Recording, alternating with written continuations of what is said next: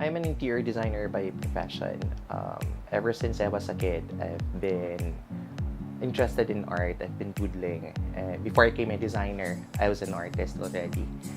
And when I started design school, I stopped painting because I focused on designing. And because design is for me is my profession. So I stopped painting after I received my license because I focused on my practice already.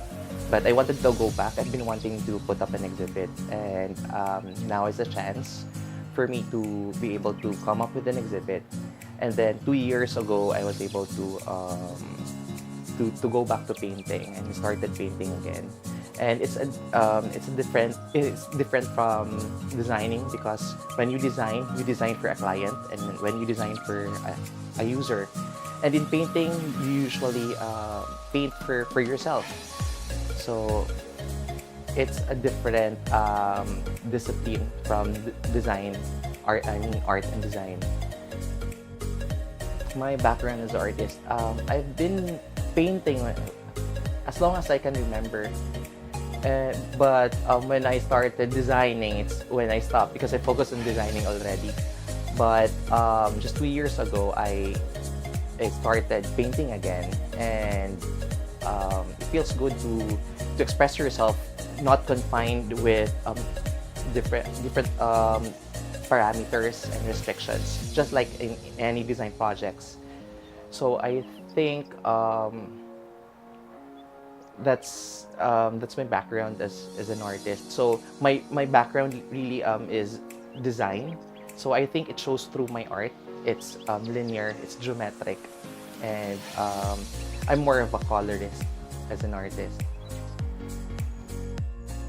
Usually when I paint, I usually start with I usually start with color, or I usually start with a blank canvas, and then I don't usually have studies when I paint, because I believe that when the moment you put colors into the canvas, you usually get lost. I usually get lost in those colors, in splashes of colors and washes of colors. So I really don't follow rules when I paint. It usually comes from within. I paint when I feel like painting. So there's no frequency. When you're asking about how frequent do I paint, I usually don't have. It depends on my mood, really.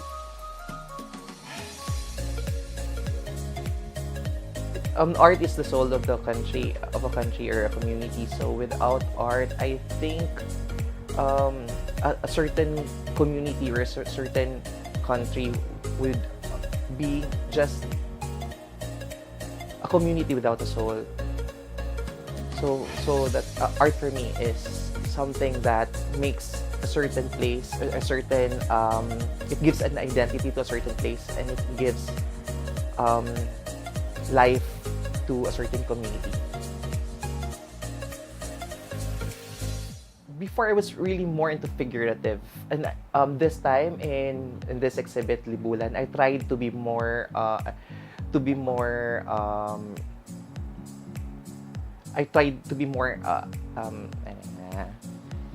before I was into figurative type of painting, but in this exhibit I explored washes of colors and different abstractions. So I tried to mix certain dichotomies, like contrast in colors. I would like to try to see a balance between like yin and yang, a contrast between dark and light. So I focus on these dichotomies, and I try to use the versatility of acrylic in my paintings. I tried to explore the versatility of acrylics by using colors, how it bleeds and how it moves. Because in this exhibit in Libunan, I tried to use acrylic as a watercolor, where I used different washes, wet on wet techniques, and usually you'll never know the result of a painting because it's always by chance. So the result is always by chance. So you'll never know how it's gonna look like after you've worked on certain painting. So it's based on gut feel, and when there's a certain feeling that you know that the work is done already. One thing I don't like about in the world of arts or in any profession for that matter is crowd mentality. So people are always pulling each other down. So I think in arts it would be best to work with each other and to complement. I think each artist has his own style. So I believe in collaboration between different artists for an art scene to flourish, especially here in Tacloban. My dream project, I always wanted to put up a big art installation with like an open park, and with I always dream of having a marriage between design and art. So I'd like to blur the lines between art and design. So to have an art installation in a big park or in a big venue would be my dream project.